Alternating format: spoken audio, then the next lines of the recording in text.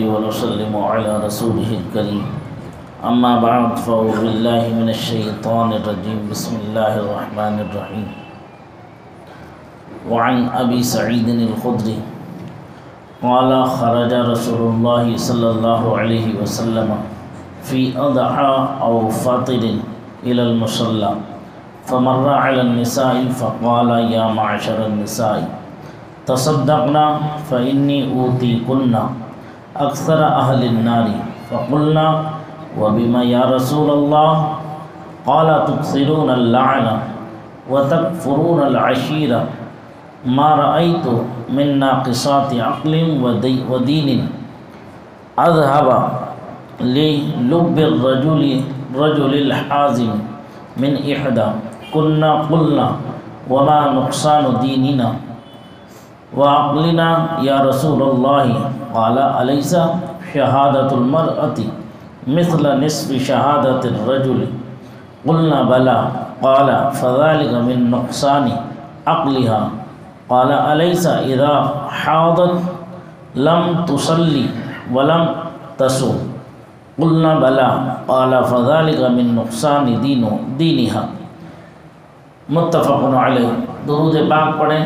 اللہم صلی علی سیدنا و مولانا محمد معدن الجود والکرم وآلہ وصحبہ وبارک وسلم صلاۃ و سلاما علیک یا رسول اللہ صلاۃ و سلاما علیک یا حبیب اللہ صلی اللہ تعالی علیہ وسلم۔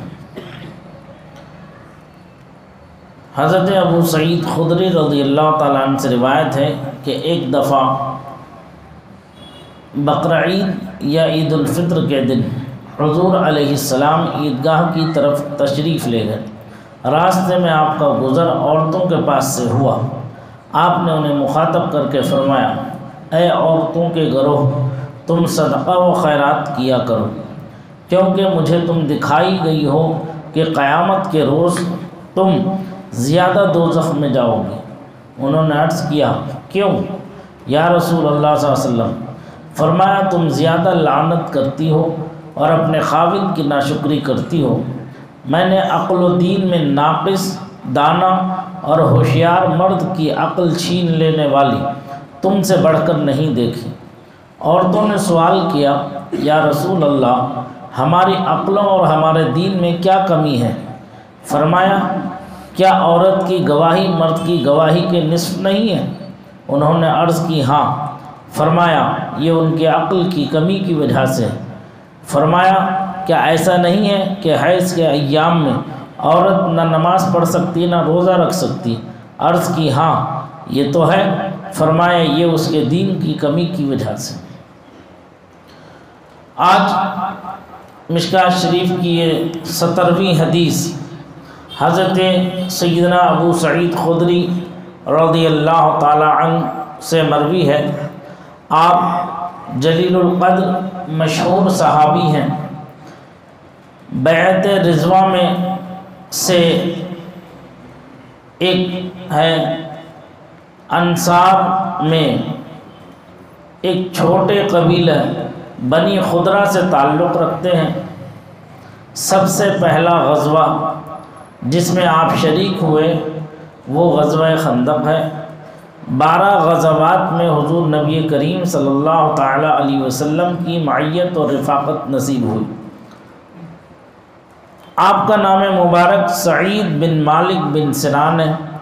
آپ کے والد ماجد بھی صحابی ہیں رضی اللہ تعالی عنہما۔ اس حدیث پاک میں جو ابھی تلاوت پڑھی گئی اس میں ایک واقعہ ذکر کیا، وہ یہ کہ حضرت ابو سعید خدری رضی اللہ تعالیٰ عنہ فرماتے ہیں، بقرعید کا دن تھا یا عید الفطر کا دن تھا کہ سرکار جو ہے تشریف لائے عیدگاہ کی طرف۔ جب سرکار کا گزر عیدگاہ میں ہوا تو وہاں کچھ عورتیں بھی شامل تھیں۔ اس وقت عید میں وہ عورتیں بھی شامل ہوا کرتی تھیں جماعت میں اس زمانے میں، لیکن اس کے بعد عورتوں کو مسجد آنے کی ممانعت کر دی گئی۔ سرور کائنات نور مجسم صلی اللہ تعالیٰ علیہ وسلم نے جب انہیں دیکھا، ملاحظہ فرمایا، تو آپ نے ان کو مخاطب کر کے فرمایا کہ اے عورتوں، تم خوب صدقہ اور خیرات کیا کرو۔ کیوں؟ اس لیے کہ اللہ تبارک و تعالی نے مجھے جہنم میں جانے والوں کا جو علم عطا فرمایا ہے، اس کے مطابق میں نے دیکھا کہ جہنم میں سب سے زیادہ عورتیں جائیں گی۔ وہ جو عورتیں وہاں تھیں انہوں نے عرض کیا یا رسول اللہ آخر ایسا کیوں، عورتیں کیوں جائیں گی؟ سرکار نے ارشاد فرمایا ان کے جہنم میں جانے کی ایک وجہ ہے۔ تب وہ کیا ہے؟ فرمایا کہ وہ لعن و طعن زیادہ کرتی ہیں۔ وہ عورتیں جو لعن طعن کرتی رہتی ہیں ہمہ وقت، وہ عورتیں، ان عورتوں کے لیے فرمایا گیا کہ وہ جہنم میں جائیں گی۔ اور اپنے شوہر کی ناشکری کرتی ہیں۔ جہنم میں عورت کے جانے کا سبب کیا بنا؟ ایک تو وہ لعن طعن کرنا، دوسرا اپنے شوہر کی نافرمانی کرنا، اس لیے وہ جہنم میں جائیں گی۔ اللہ کے رسول صلی اللہ علیہ وسلم نے ارشاد فرمایا میں نے عقل میں اور دین میں ناقص اور دانا اور ہوشیار مرد کی عقل چھین لینے والی، یعنی دانا جاننے والا اور ہوشیار سمجھدار مرد، اس کی عقل کو چھین لینے والی کسے پایا؟ عورت کو پایا، کہ یہ عورت جو ہے چھین لینے والی تم سے بڑھ کر نہیں دیکھی میں نے۔ عورتوں نے سوال کیا یا رسول اللہ صلی اللہ علیہ وسلم ہماری عقل اور ہمارے دین میں کیا کوئی کمی ہے؟ آخر ایسا کیوں کہا آپ نے کہ ناقص العقل، اور دین میں بھی ناقص، عقل میں بھی ناقص، اور مردوں کی عقل بھی زائل کرنے والی عورت ہے؟ اللہ کے رسول آخر اس کی وجہ کیا ہے؟ کیا ہمارے دین میں کچھ کمی رہ گئی ہے؟ تو سرور کائنات نور مجسم صلی اللہ علیہ وسلم ارشاد فرماتے ہیں ذرا مجھے یہ بتاؤ کہ گواہی کے معاملے میں عورت کی جو گواہی ہے اسے شریعت مطہرہ نے کتنی حد تک رکھا ہے؟ کہا ایک عورت کی گواہی آدھی ہے، ایک مرد کی گواہی پوری ہوتی ہے، ایک عورت کی گواہی آدھی ہوتی ہے۔ جب دو عورتیں مل کر کے گواہی دیں گی تو وہ گواہی پوری مانی جائے گی۔ کسی معاملے میں دو عورتیں ایک مرد ہو تو وہ گواہی پوری مانی جائے گی، اور ایک مرد ایک عورت ہو تو وہ گواہی ادھوری مانی جائے گی، کیونکہ عورت کا جو حصہ ہے وہ آدھا ہے۔ یہ فطری چیز ہے جو اللہ تعالیٰ نے رکھی ہے، اسے کوئی نکار نہیں سکتا۔ آج دنیا اپنے آپ کو ثریا پر لے جانے والی کیوں نہ ہو جائے، چاند پر کمن ڈالنے کا جو ہے اعلان کرنے والی کیوں نہ ہو جائے، چاند پر زمین کا بٹوارا کرنے والی کیوں نہ ہو جائے، لیکن وہ جو مقام عورت کا ہے نہ اسے کچھ گھٹا سکی اور نہ ہی اسے کچھ بڑھا سکی۔ اب چیخیں ماری جائے پوری دنیا کے ہم مردوں کے برابر ہیں، مردوں کے برابر ہیں، لیکن جو نسوانی کمزوریاں ہیں، جو فطری چیزیں ہیں، ان کمزوریوں کو کہاں سے دور کریں گے؟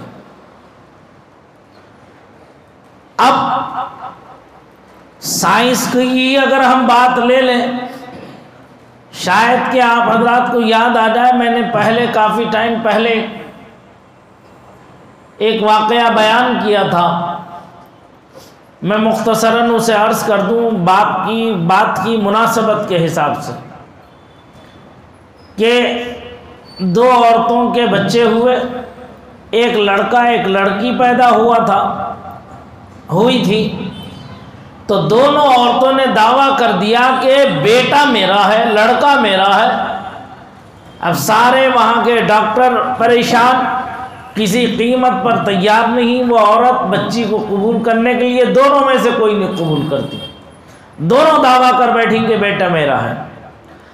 اب ڈاکٹر پریشان ہو گئے، عملہ پریشان ہو گیا، حتیٰ کہ ڈاکٹروں کی ایک کمیٹی بھی بیٹھ گئی اس مسئلے کو حل کرنے کے لیے، ہر طرح سے حل کرنے کی کوشش کر لی گئی، کوئی جواب نہیں بن پڑا۔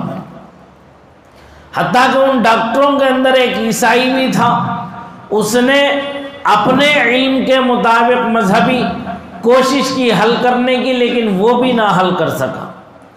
اسی جماعت میں ڈاکٹروں کی ایک مسلمان ڈاکٹر بھی تھا، تو اب سب نے طنز کستے ہوئے یا اعتراض کرتے ہوئے کہیے، یا مسئلے کا حل ڈھونڈنے کے لیے کہیے، کچھ بھی کہہ لیجئے، اس ڈاکٹر سے جو مسلمان تھا اس سے یہ کہا، بھائی ہم تو تھک گئے اس مسئلے کو حل کرنے کے لیے، ہمارے پاس یہ مسئلہ حل نہیں ہو پا رہا ہے، یہ بتاؤ کہ تم مسلمان ہو، تمہارا دعویٰ یہ ہے مسلمانوں کا کہ جو کچھ ہو چکا ہے، جو ہو رہا ہے اور جو قیامت تک ہوگا، اس کا ذکر جو ہے قرآن کریم کے اندر موجود ہے، تو کیا اس مسئلے کا بھی کہیں حل ہے قرآن کے اندر؟ ہم کیسے ثابت کریں کہ یہ لڑکا کس کا ہے اور لڑکی کس کی ہے؟ تو اس کے جذبہ ایمانی نے جوش مار کے کہا، کیوں نہیں، ہاں ہمارا یہ ایمان، اعتماد، یقین ہے اللہ کی ذات پر، اللہ کے رسول صلی اللہ علیہ وسلم نے فرما دیا ہے قرآن کے اندر سب کچھ موجود ہے، لیکن افسوس اس بات کا ہے کہ میں قرآن تلاوت تو کر لیتا ہوں، لیکن اس کے معانی اور مفہوم سے ناواقف ہوں، یہ میری کمزوری اور افسوس ہے مجھے اپنی زندگی بھر، لیکن اس بات پر یقین ہے کہ اس کا حل قرآن میں موجود ہے۔ تو وہ کہتا ہے، وہ جماعت کہتی ہے اس مسئلے کا پھر حل کیسے نکلے گا؟ تو وہ کہتا ہے مجھے تھوڑا سا وقت دیجیے۔ جو مسلمان تھا ڈاکٹر، اس نے کہا ہم تمہیں وقت دیتے ہیں۔ تو وہ وہاں سے اٹھا، ایک بڑے عالم کے پاس ان کی خدمت میں مصر کی سرزمین پر پہنچا، وہاں جا کر کے اس نے ان کے سامنے یہ مسئلہ رکھا اور کہا میری مجبوری ہے کہ میں قرآن نہیں جانتا، پڑھتا تو ہوں لیکن قرآن جانتا نہیں، تو اس کا حل کیسے ہوگا حضرت؟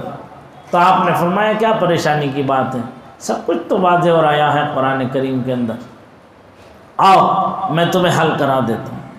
آپ نے فرمایا بازار سے 1-2 کٹوری 2 پیالے لے لو، میرے پاس لا کے دکھاؤ مجھے، ہم وزن پیالہ ہونا چاہیے، پیالے میں 19-20 وزن نہیں ہونا چاہیے، برابر کا وزن ملے پیالے کے اندر، ایسے کٹورے ڈھونڈ کے لاؤ، ہم وزن پیالے برابر، دونوں پیالے ایک ہی وزن کے، ذرا رتی بھر بھی فرق نہیں تھا، وہ لے کر کے آئے۔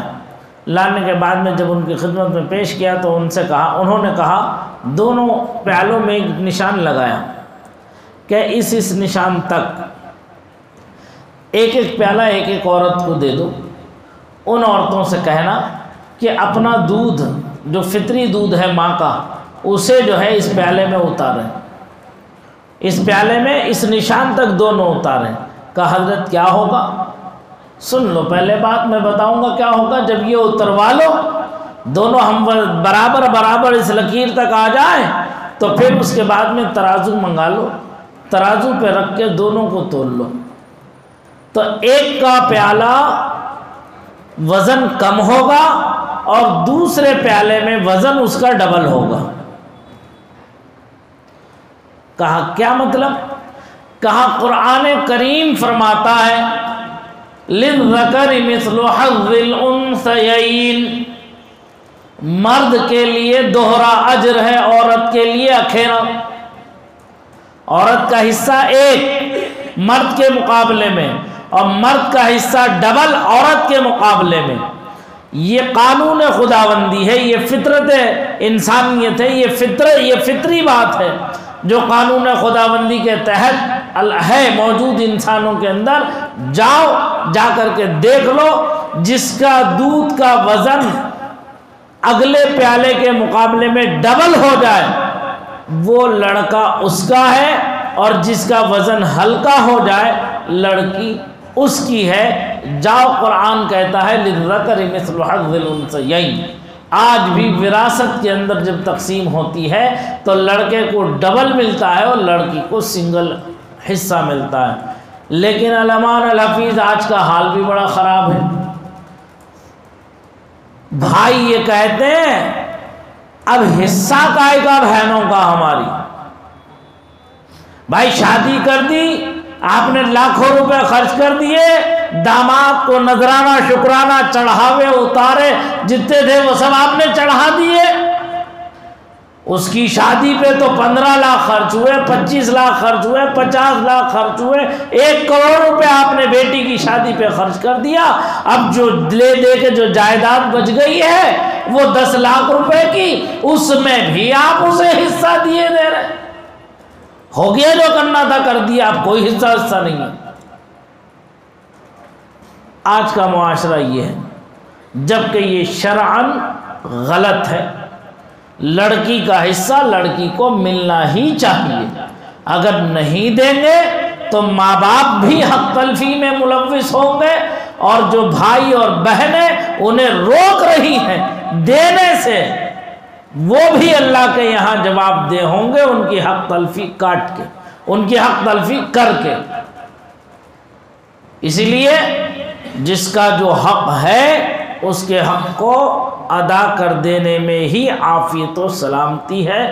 دنیا کئی دن کا ٹھکانہ ہے، چند دن کی آرزو ہے۔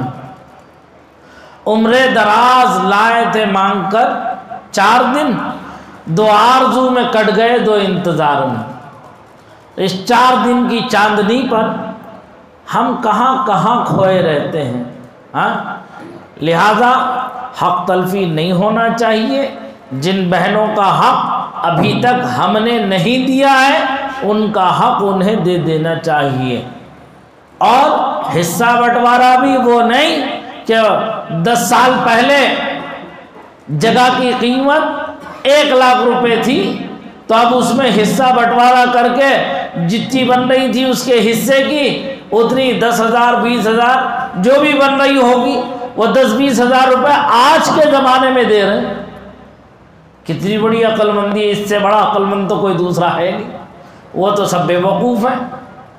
ارے جب آج حصہ بٹوارا کر رہے ہو تو آج کی جو قیمت ہے وہ قیمت لگنا چاہیے اس پر۔ 1 کروڑ روپے کی جگہ ہو گئی 10 لاکھ روپے کے حساب میں جو ہے تم بانٹ رہو اسے بیٹھ کر کے، اور 90 لاکھ روپے کہاں جائیں گے، یہ کس کے کھاتے میں جائیں گے؟ یہ حق تلفی نہیں ہوگی، تو اس لیے حق تلفی نہیں ہونا چاہیے۔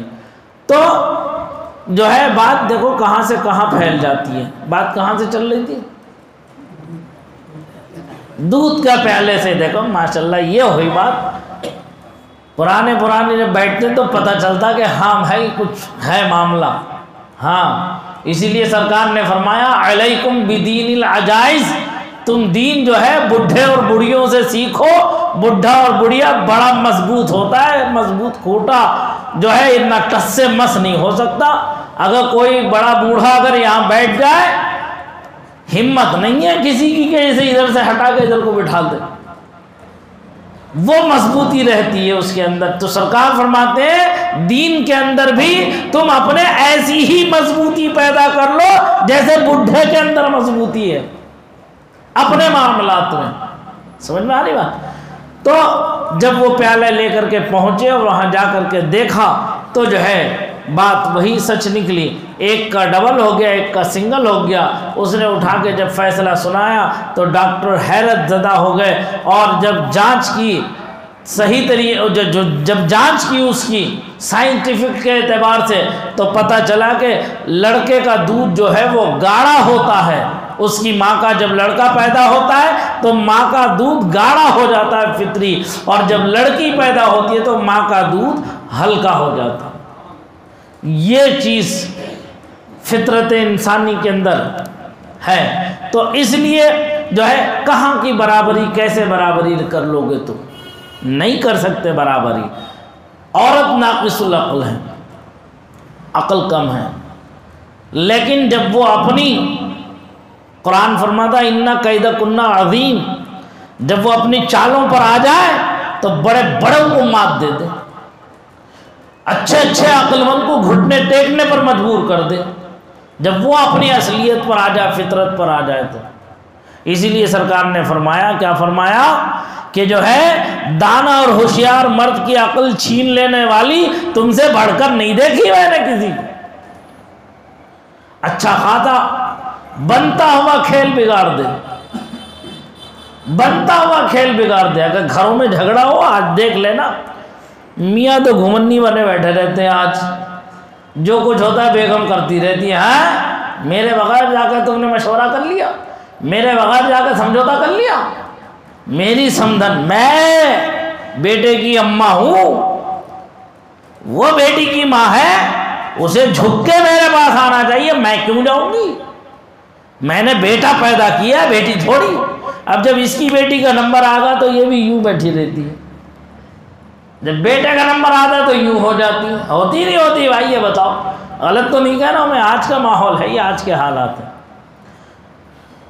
تو اس لیے فرمایا گیا، اور عورت کی کمزوریوں میں سے ایک کمزوری جو اہم ہے، جسے اللہ کے رسول صلی اللہ علیہ وسلم نے ارشاد فرمایا، شوہر اس کا اسے زندگی بھر اچھا کھلاتا رہے، پلاتا رہے، اس کی ہر حاجت کو پورا کرتا رہے، ضرورت کو پورا کرتا رہے، لیکن شامت اعمال سے کبھی کوئی ایک موقع ایسا آ جائے زندگی میں کہ یہ اس کی اس ضرورت کو پورا نہ کر سکے، تو اللہ کے رسول صلی اللہ علیہ وسلم ارشاد فرماتے ہیں، اس عورت کی زبان پر جو جملہ آتا ہے، وہ جملہ جو آتا ہے وہ بڑا خطرناک ہے۔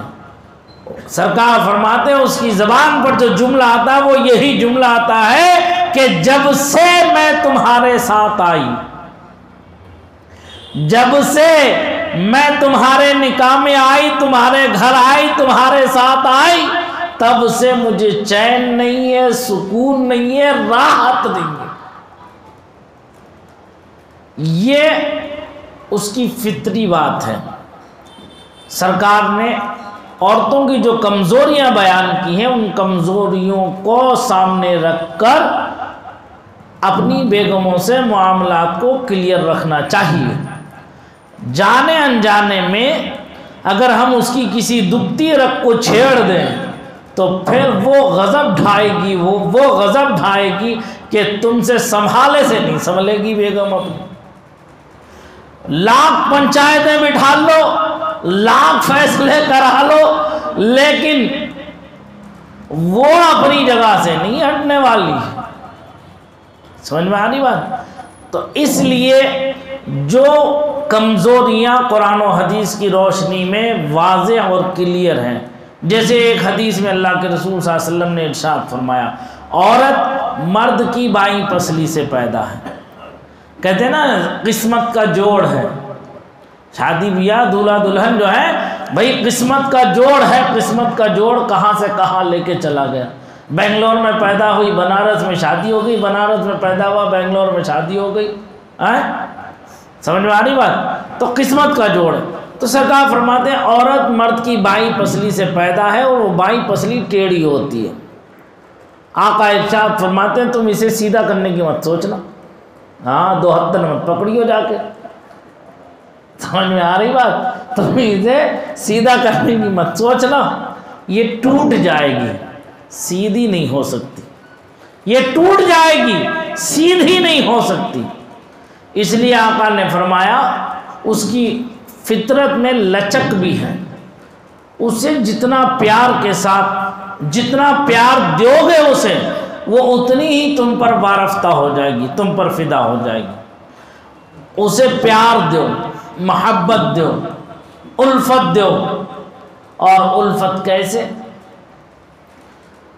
ایسے جیسے سرکار نے ازواج مطہرات کے ساتھ دی۔ سرکار کی پوری زندگی، سرکار کا پورا معاملہ زندگی کا، گھر کے داخلی معاملات کو بھی ہمیں جاننا چاہیے کہ کیسے معاملات رہے گھریلو سرکار کے، اور خارجی معاملات میں اور عام لوگوں سے کیا تعلقات رہے سرکار کے۔ گھر کے معاملات جو بیان کیا وہ ازواج مطہرات نے بیان کیا۔ اب دیکھیے پیار بڑھانے کا کیا طریقہ ہے، سرکار نے اپنی زندگی میں بتا دیا۔ ایک پلیٹ میں، ایک برتن میں دونوں کھانا کھاتے تھے۔ کون؟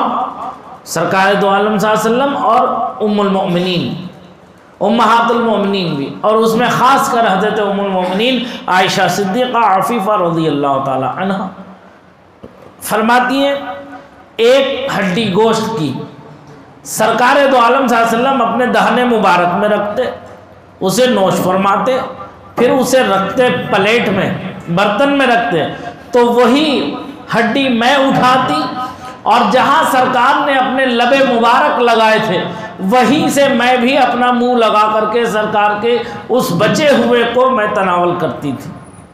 اب کہتے ہیں کبھی کبھی میں کھا لیا کرتی تھی، تو جہاں میں نے رکھا وہیں سے سرکار نے اسے اٹھایا، جہاں میں نے اپنے لب رکھے وہیں سرکار نے اپنے لبہائے مبارک رکھ کے اسی جگہ سے سرکار نے تناول فرمایا۔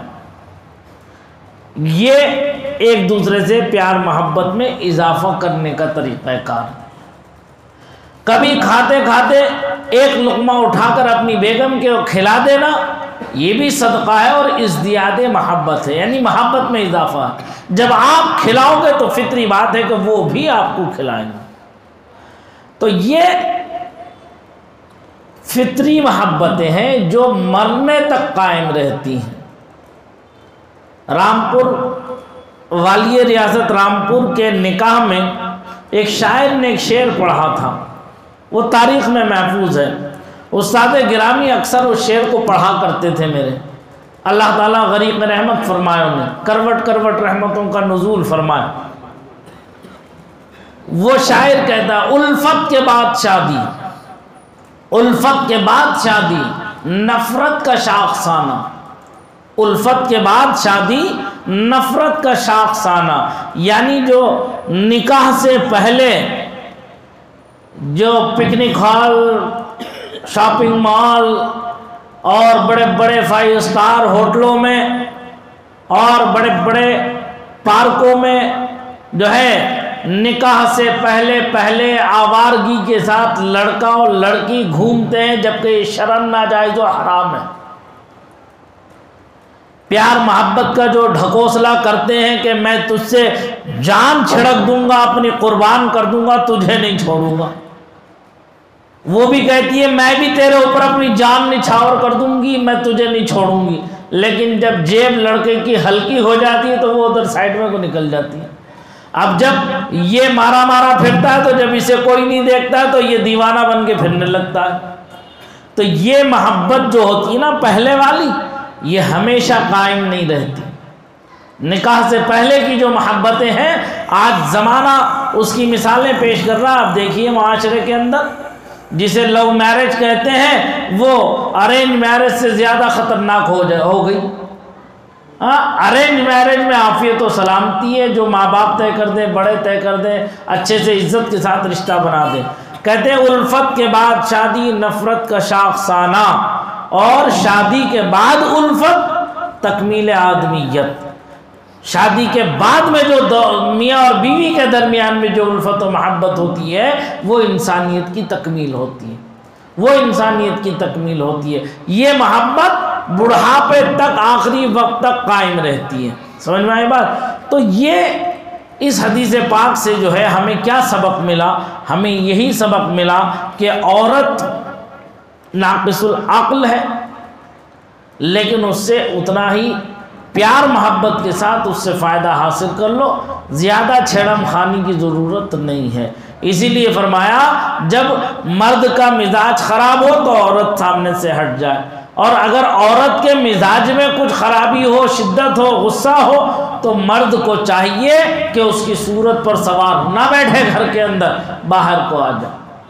مرد کے لیے 10 راستے ہیں کہ باہر کہیں بھی جا سکتا وہ، لیکن عورت 4 دیواری کے اندر ہی رہتی ہے۔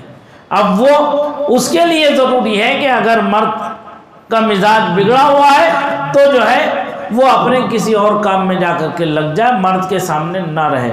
جب رہے گی تو ظاہر سی بات ہے تو میں بڑھے گی، جب تو میں بڑھے گی طلاق کی نوبت آئے گی، اور یہ غصے کی حالت میں جو ہے 1 2 3 کر کے دھائیں چھوڑ دے، اب پھر اس کے بعد گھٹنوں میں منہ دے کے روتا ہے، ارے حضرت میں غصے میں دے دیا، میں دینا چاہتا تھوڑی تھا، مجھ سے زبان سے نکل گیا، میں بہت روک رہا تھا لیکن کیا کروں زبان پھسل گئی۔ یہ بہانے چلنے والے نہیں ہیں۔ سمجھ میں آئی بات؟ اللہ تعالیٰ مجھے آپ سب کو اس پر عمل کی توفیق رفیق عطا فرمائے، اور ان معاملات کو، گھریلو معاملات کو سمجھنے اور گھر کے نظام کو اسلامی ماحول میں ڈھالنے کی مولا توفیق عطا فرمائے۔ ایک دوسرے کے حقوق، دیکھو جب ہم ایک دوسرے کے حقوق کی ادائیگی کریں گے یہ ساری الجھنیں خود بخود ختم ہو جائیں گی، سارے جھگڑے خود بخود مٹ جائیں گے۔ یہ ہمارے لیے لازم و ضروری ہے کہ ہم دین سیکھیں، دین پر عمل کریں۔ استغفر اللہ رب من کل ذنب واتوب الیہ، وآخر دعوانا الحمد للہ رب العالمین۔